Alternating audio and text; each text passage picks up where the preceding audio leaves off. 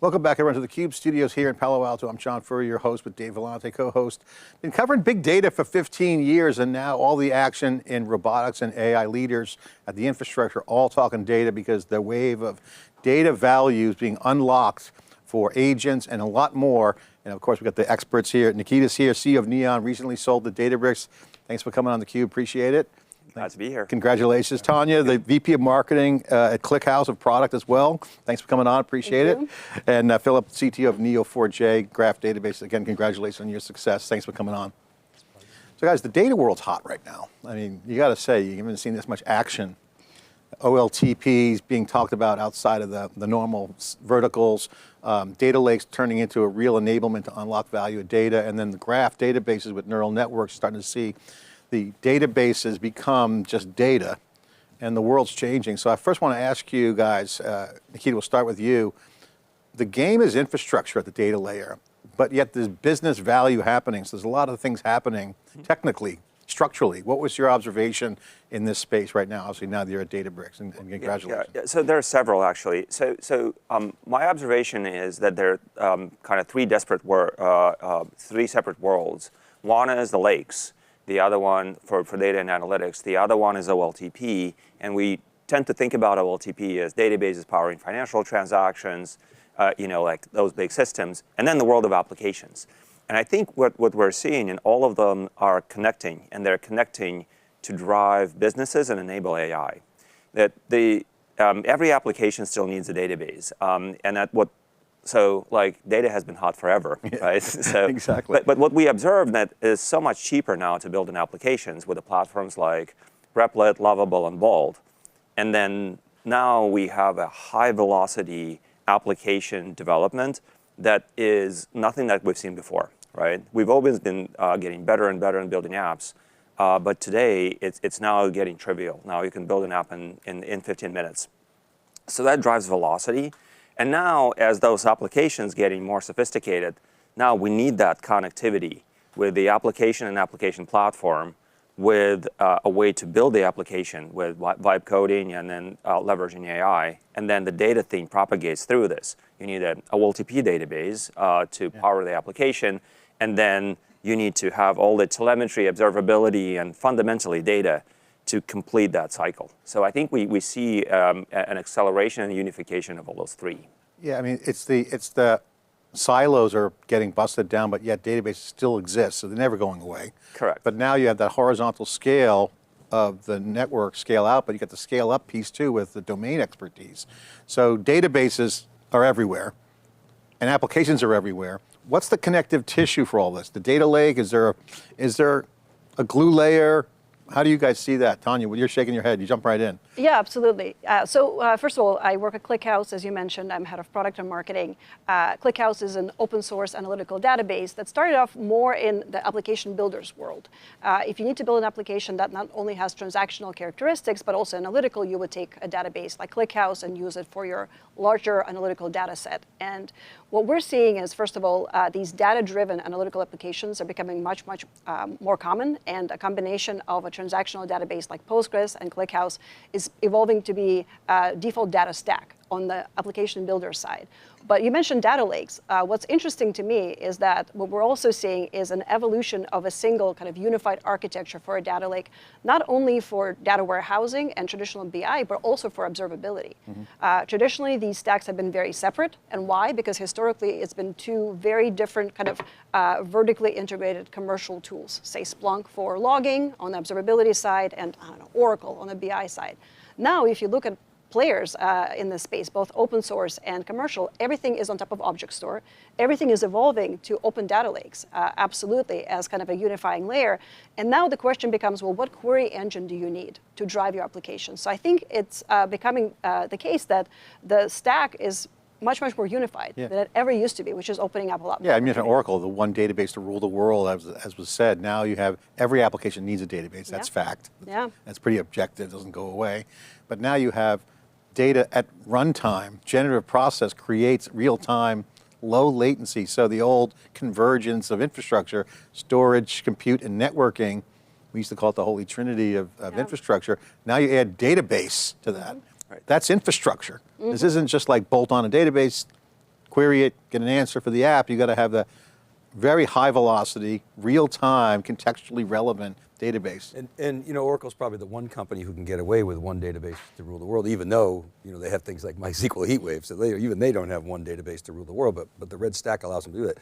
Everybody else who's you know moving toward open table formats and which engine's the best engine for the right tool for the right job, that is you know by far where the market momentum is. And we've seen, Philip, you know, graph databases before the sort of AI wave, they were you know used in security use cases, and now it's just the wind is at your back as you start to bring in transactions, as you're bringing the OLAP and the transactions together, and this vision of, we like to call it people, places, and things, and processes coming together to create a digital representation of a business in real time, and you really can't do that without a graph database.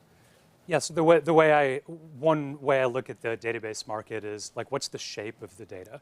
So a lot of the real world's data, both real world and digital, shows up as networks of people, networks of computers, networks of communication, payments, ecology, biology, and so on, as hierarchies of supply chain and bill of materials, parts of parts, asset ownership, HR, et cetera, or paths, like customer journey, patient journey. And those three kinds of you know, ways in which data shows up, which is you know, most of the world's real and digital data, is best represented as a graph, it turns out. So having a database management system that's designed ground up for graphs that supports transactions analytics ends up, you know, back to your glue question, John, of what's the glue? Satya was on stage at Build just a few weeks ago saying that every AI application needs not only LLMs, not only vectors, but access to the real-time web and an enterprise knowledge graph that's built you know, with a database that's designed ground up effectively for graphs. So the you know, probably the biggest illustration I have for this is Klarna, who are known, you know, for those of us in enterprise AI circles, I'd say they're probably the shining example of an early significant success inside of not just consumer, but enterprise. And they, you know, the story behind this application that they built homegrown that provides intelligence for their employees and allowed them to unplug 1,200 SaaS apps from Salesforce to Workday and so on, is by repatriating data from all the different silos into a connective tissue. This is different from taking like every single bit of data and landing it into, say, a data lake. It's connecting up, taking the important data, connecting it up, and then serving up AI so that the scope of any AI decision can take into account all the data inside of the company, not just what's available to a single department. And to Tanya's point, I mean, the stack is sort of coming together and there's more clarity at the same time. Does the stack have to like mash transactions and analytics together? Is that the vision, or will they stay separate? I have a point of view on that, but I just Me too. you guys, I mean, that's something they were trying to figure out, because we want the transactions so that you can actually take action and push to the system of record. Yeah. You know, but then it brings up some interesting dynamics. Yeah. Nikita, what's your take on this? Start with you. I can take this one. All three of you weigh in. Yeah, I'd love to. So my previous company, Single Store, we actually ran that experiment. Right. We were able to build a system that technically allows you to run transactions and analytics on the same platform with the same API. What we've discovered, and was one of kind of big learnings for me when I started Neon, that you know, the bar for creating a great transactional system is very, very high. And it exists not only in the technology itself, it also exists in the user. The user is an application developer. And in that world, the user just chooses Postgres these days. So if you take any trend lines about where the transactional databases are going, that one technology, Postgres, is becoming kind of the Linux of databases. So I think for the next iteration, until we have another paradigm shift, we will see Postgres plus something that's built on top of an object store. So I kind of have very, very similar conviction to that, what that Tanya has. And then the analytical engine on top of an object store will likely converge over some sort of open format. Call it Iceberg, call it Delta. Maybe those two formats will converge as well. So now you have a choice of an engine. And then we'll have a very, very tight integration. Neon is already built on top of an object store, by the way. but we'll have a very, very seamless integration around the open formats as well. So we might see open formats coming in the transactional space, and those open formats will reside in the data lake, accessed by additional engines, and that will kind of complete that cycle. And then the other piece here, and I'd love your perspective on this, is kind of to the side of the architectural diagram. You have this conversational interface, and you have things like the Unity metrics that we heard about last week or the week before, that's inferring business context, and it can ingest and deposit metrics and dimensions. So that brings up a really interesting, as I say, this 4-dimensional graph where you're taking action ultimately on behalf of the system, and then you've got the two ends of the spectrum. Satya, agents talking to CRUD databases. Benioff, well, that's just Clippy. And there's probably some truth to both of those, but I wonder if you have a perspective on that. Sure, yeah, I guess let me frame it in terms of the analytics and transactions. Right. Question is, you ultimately, if you're serving applications, you need to be able to be the source of truth for certain data, at the minimum, whatever data that application is controlling. And then, in both those scenarios. And in order to do that, you need transactional integrity, which is the T in OLTP. And we've always felt, agree with Nikita, you can, building a transactional system is so hard. I've been in the database space for 30 years, and all the things we take for granted reside on this, giant, multi-layer architecture. So you can start with transactions and add analytics to it. I don't believe the reverse is possible. Well, look at the Unistore challenge that we saw. I mean, they announced that in 2022, and then ended up having to buy another transaction database. So that's to me, it's a sign of a failed initiative because it's so hard. Yeah. So we were contrarian at the time NoSQL was coming out and said, you've got to support transactions. Let's do that first. But the vision is, and I think database of the future, you should ideally, as a user, not have to be bothered with, is this a transactional query, is this an analytic query? I'm going to have to go to 2 different systems. Right. Ideally, you want to be able to do both. And then by doing both in one system, you have the freshest data so that you can provide analytic capability on top of literally up to the last ACID transaction. And then coming back to the shape of the data, you need different kinds of databases to support data of different shapes, and this is part of the thinking behind ISO. For the first time in close to 40 years, in creating and approving, ratifying a language second to SQL. So now you have the GQL standard, yes, which is you have SQL and GQL are in a sense siblings. GQL being the graph query language to support graphs. And what that allows you to do is take data that's shaped like, this real world data as I was describing, give you schema flexibility to be able to evolve applications for fast moving applications where I don't know what data I'm going to use from one day to the next for AI, but at the same time, have relational databases, particularly on the analytics side, to be able to take your stream of transaction data and do, kind of basic analytics. So to your point, you get the expressiveness of a knowledge graph with the query flexibility of SQL, which was always kind of missing. That's right, with its own language. And I'd add LLMs actually solve the language problem to the degree that English or your human language of choice becomes the key API for developers. So it becomes less important to know SQL, to know GQL, though of course having a standard is helpful because the models need to be trained in these languages. So you've got the metrics and dimensions, and that's the single source of truth, and it's governed. And ClickHouse in that scenario is an observability platform, or how do you? So a couple of use cases. Originally ClickHouse was built, the name ClickHouse is Clickstream Data Warehouse. It was built as a backend, a data store actually, that you would put in your SaaS service to build a web analytics platform, similar to actually what I just saw backstage. Yeah. We saw an application. The original use case was actually an embedded use case, like a Postgres but for analytics. So this is petabyte scale use cases where you need a specialized columnar store as opposed to row-oriented store. But still, like as a developer, you're building an application on top of it.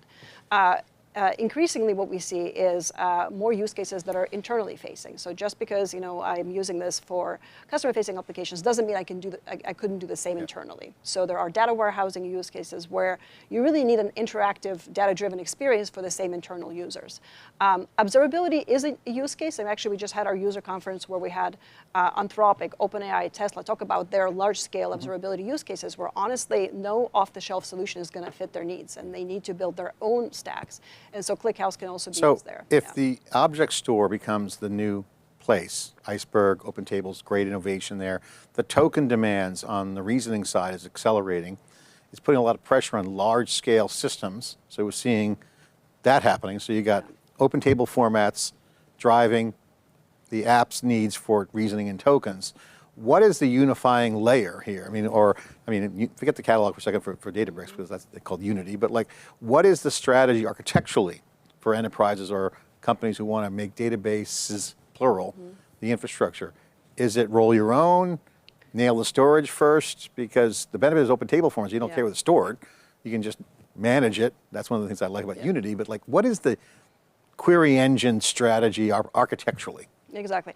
So I think, first of all, like when we say databases, increasingly it's storage, and I think it is open storage, and then query engines. Like, what is a database? In the past, they used to be combined storage and query capabilities. Now I do think it's separated, and it's exciting to see the same happening in the transactional space. It's already been the reality in the analytical space. And this is where I think it becomes interesting. Like, query engines now have to compete, right, for be the best at what? And I do think they're going to specialize more in order to compete. So we specialize in real-time analytics. Our goal is to be the best query engine on top of open and proprietary formats for real-time analytics, and we're going to kind of specialize in that. It's definitely going to be something that we will excel at because we've already done that on top of our format. Nikita, you were kind of hinting at this, but we had a panel yesterday on storage, folks. You're starting to see the storage tier be SSDs, and with compute and storage separated, you now have the ability to start thinking about the architecture of how to make the compute layer. That's where the constraint is, compute. So a lot of people are trying to squint through the architecture. What's the best deployments? So is there a general principle or use case or pattern you guys see emerging? What do people do? What are people struggling with right now? And where's the kind of the sequence of events that gets you to the baseline of actually having AI? Well, I think on the consumption side, what we see both at NEN and now I walked into Databricks, I see the same thing, is, you want serverless, right? Serverless, scalable, and then within that, you have all sorts of SLAs. And SLAs could be SLAs on cost, right? This is my cost expectations for dealing with the big data. These are my latency SLAs. If you, click in there and then understand what's the architecture that is able to deliver on that, it goes straight into storage, right? So depending on the level of back to storage, Dave. Back to storage, right? So bare storage, bare metal storage. Depending on the latency that you need to deliver in the OLTP world, latency expectations are a single millisecond. You got to deal with SSDs, but it doesn't mean that you completely walk away from the object store. You have the object store tier. On top of it, you have a low latency tier, which is either a system of record tier that you need for operational database that's built on top of NVMe, that is NEON architecture. And then you have all sorts of caching tiers in addition to that could be SSD and NVMe based, or even higher tier in memory. So you have this whole pyramid of object store, fast object store, such as the Express tier on, which by the way, great innovation from AWS, does not exist in all the clouds. Then you have your own, roll your own on SSDs and in memory caching. But at the end of the day, the way you deliver it to the end user is, it's a serverless system that all the use cases, OLTP, OLAP, observability, graph, they're all tightly integrated because they are, at the end of the day, speaking to the same underlying object store. Do you get into conversations when you guys talk to customers around energy-bounded requirements? Or is that not yet hit? Because the storage So folks are dealing with that right now. It has a bit. Let me. I want to add my take Okay, to go ahead, please. your question around the, what's the unifying fabric? Yeah. Because that has knowledge graphs all over it. Even like Exactly. Yeah. fabric it ties things together. It's about connections. It's about relationships, and what we're increasingly seeing, and as I mentioned, Satya mentioned that you need an enterprise knowledge graph in every enterprise use case, or most. We're seeing, Gartner just released 2 pieces actually, one of them saying that you get 80% increased likelihood that AI innovation project will get to production if there's a knowledge graph present. There's the Klarna example and many others, large retailers, banks, so on, that we're seeing doing this. And the sort of the unifying theme here is you've got data spread across different systems and different silos, and you ultimately want the scope. If I'm a CDO, CIO, CTO, CEO, I want the scope of an AI decision to be, to use all the intelligence that I have in the company, which means I need to take the company's knowledge and tie it together and make it available to AI agents. And if you don't do that, then you're going to end up with AI that's scoped to particular applications. And the advantage with graph ends up being threefold. One is you can easily add new kinds of data sets pretty easily without having to decide in advance, like, what's my table structure? And then moreover, the data shows up the way it shows up in the real world. So it's, you use the term impedance mismatch, as database geeks, that's the distance between the business view or the developer view of a data model and the DBA view of the data model. So big distance there that's narrowed with graphs. Philip, I'm hearing more words. Graphs of graphs are happening. That's a sign of innovation. Yeah, that inside of applications, an HR application will have the HR hierarchy, which is a form of graph. Inside of supply chain, you might, manufacturing, you might have bill of materials supply chain. But then you combine those, which employees are working in the factory on which component, that becomes your graphs of graphs. These things combine really nicely. There's a term, data network effects, that everybody's heard, but with graphs you also get use case network effects, that the more data you add, the more you solve different problems incidentally, and you can essentially build off all this off of an enterprise. So the database world seems to be moving from strings that databases understand to the real world things. We're talking about robotics infrastructure, the digital world and the physical world coming together. But Ali at Databricks he's always making kind of interesting comments, and he said, the databases haven't changed in 30, 40 years. I go back to my Berkeley and the IBM-R paper, that everything, 90% of it is the same. So what does the future architecture look like? Well, I think the separation of storage and compute is going to stay. Sure. Right? So we separated storage and compute for analytics, call it 10, 15 years ago, and then that's been driving a lot of consumption, both for ClickHouse, Snowflake, Databricks. Absolutely. So, in analytics, we're going to separate storage. We separated storage and compute. It's done. In OLTP, it's not the case yet. So I think there are 3 technologies on the market in the Western world that separated storage and compute: AWS Aurora, Neon, and AlloyDB from Google. Now, only Neon sits on top of an S3 object store. And so that opens up that possibility to create open formats, integrate with the lake tightly. So I think separation of storage and compute is the foundation on which everything will stand. And once you have it, not only you can deliver serverless, not only Ali was talking about branching and how you can enable developers and agents by creating branches of data and giving them kind of sandbox environment. But also it's the foundation of a very tight integration and breaking silos, because the object store is that unifying fabric underneath. Well, it's part of that silo busting too, as Tanya was saying, is you can now bring any, we're not only separating compute from storage, we're separating any compute from any data. Right. Correct. They made the best It's really engine win. powerful. Exactly right, yeah.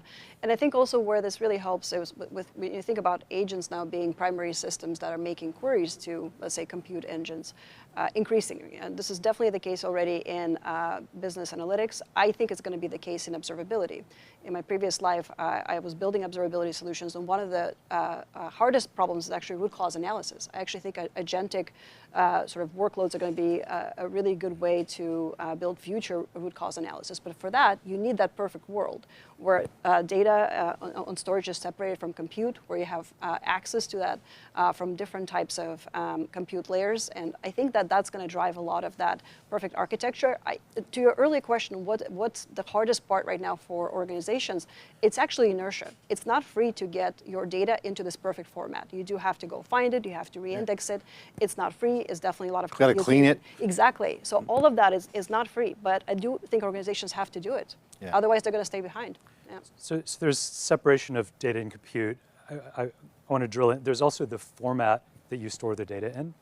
And so relational databases, back to Ali's comment, I agree relational databases haven't changed much in 40 years. Of course, if you look at the last 10, 15 years with NoSQL, emergence of new models, I actually disagree that there's been no innovation in the database space. There are more than hundreds of database vendors out there, each with a different angle. But what hasn't changed, or where there's been some evolution on the relational front, is how you store your data. So for example, columnar storage is a great way to leverage contemporary technology on the hardware side to be able to anticipate query patterns and be able to use modern hardware, both compute and the storage, to be able to scoop up lots of data and low latency come up with analytic answers. With Graph, we also do this, but we take advantage of the fact that modern compute is actually very good at randomly hopping through memory or flash, because the real world, for real world questions and real world data, you can't really anticipate how things are connected. Yeah. So you can't pre-store in advance query answers for each query that you could possibly ask. So what we do instead is we play this trick where instead of like in any other database technology where you compute at query time how data is connected, we take a little bit of an extra hit at the time the data is stored, and we store the connections physically so that then when you run your query, you can do up to 2 million, average 2 million pointer chasing operations per compute core per second, which is like doing 2 million joins per core per second. The environmental impact, to your earlier question, which I didn't answer, we've seen cases where the largest Oracle cluster in an entire company is replaced by a modest Neo4j server, and queries run 1,000 times faster. Yeah. So it's significantly more environmentally efficient. You also tend to need fewer tokens in an AI context with a knowledge graph, while getting low latency and having your cake. I would say the energy bounded constraint is motivating everybody in the stack. Yeah. So it's been great.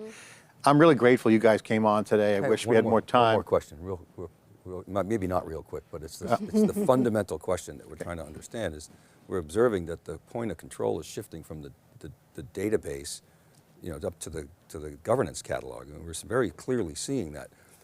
The value, actually, because it's open source, is going even further up the stack. So as companies like Databricks, and of course you see Snowflake trying to, struggling with Horizon and Polaris, how much function to trickle. But as you continue up there into transactions, now you're into the domain of Salesforce and ServiceNow and Oracle and SAP, Celonis trying to be the Switzerland of all this, if you're familiar with Celonis. And so it's a really interesting dynamic. Whomever controls that sort of harmonization layer, that 4D graph, is going to be serving those metrics and dimensions and the people, places, things, and over time, and the processes, which of course the SaaS guys are going to hold on to. So that's an interesting competitive dynamic. I wonder if I was about to bring this up, actually, answering the question of what unifies things at the infrastructure level, and that's the object store. Yeah. But what unifies things at the consumption level is the catalog. And certainly from the Databricks point of view, you need a catalog, but there could be other catalogs as well. the important thing is that you can bust data silos, again, in the infrastructure level by enabling multiple engine query the same data, but also at the governance level. And every time you bring a separate database system, data system that is not integrated well into the catalog, so now you're in the kind of world of hurt a little bit by moving data around and then enforcing unifying governance rules and ACLs onto the data. So now you have a problem in your hands. And so that creates actually serious advantage to those large platforms that can go, that own the catalog, that own some class of data, right? You can own transactional data, you can own operational data, you can own iceberg data, you can own observability data. But if you do, and then the user cares, then you're in a position to enforce governance around it. So now it becomes a center of gravity, that all the incremental amount of data that comes in needs to be subservient to the catalog that's there, and it provides tremendous value to the user, right? Because data leakage, data security, lineage. That's the lineage. Those are all very, very important things in the enterprise that making it hard to bring N+1 system into the fold. Yeah, we agree. I mean, we integrate with the Unity catalog. We're just speaking at the Databricks conference or integration. I think it's really exciting that there's an ecosystem evolving around this. And again, it plays into the specialization story, right? There are going to be specialized use cases where you need to not only elevate the data, but the compute as well. But then there needs to be one unifying place where you can enforce your governance, permissions. So I think that's exactly right. So on the operational side, I've seen two patterns play out throughout my career. It's either federate everything or bring everything, let's replace all the systems with one system. Neither of those works, and what you end up needing is just enough persistence that ties things together so that then you can go and dip down into whatever the system of record is for a particular thing, and to be able to elevate just enough from each different system that you can do customer 360, start with one identity, go up, combine them. Graph ends up being an ideal way to combine those, and this is part of this enterprise knowledge graph for Gen AI idea. Lineage is also a catalog. Metadata tends to be represented as a graph. We have a public case study with EA who used Neo4j actually, in addition to for the data, also for the metadata to keep track of all their different data assets. Addressing the challenges of federation and the walled garden problem. Right. All right. Well, Philip, Tanya, Nikita, thank you for coming on. I'm grateful for your time. You guys are the leaders in the space. Thanks for sharing. Thanks for having us. Thank you. Okay, I'm John Furrier, Dave Vellante, here for theCUBE's Robotics and AI Leaders program. Thanks for watching. All right, cool. All right, you can do the next one. Conversation. Solo, because you can just go for only one host. Okay.